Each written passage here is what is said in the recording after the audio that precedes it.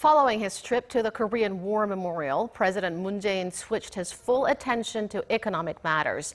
He has been meeting with the South Korean business leaders who traveled to Washington to make the most of what promises to be a historic summit. President Moon also attended a dinner hosted by the Korean and U.S. Chambers of Commerce. Our Hwang Ho-jun was there.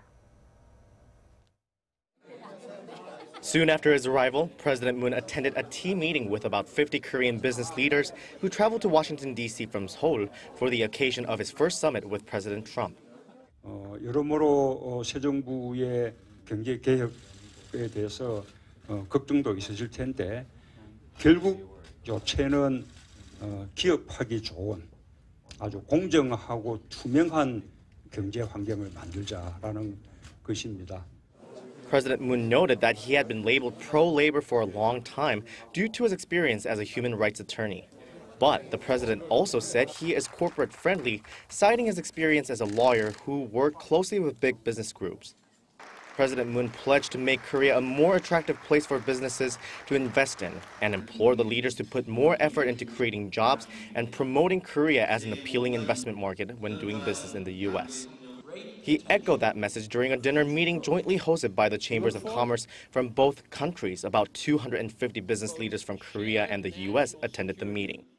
President Moon gave a speech in which he, again, emphasized the importance of creating jobs, but also stressed that his economic policies are in line with those of President Trump. President Moon also called for an even stronger Seoul-Washington alliance. He said it could resolve the security risk on the Korean peninsula and potentially provide a new opportunity for economic cooperation with North Korea.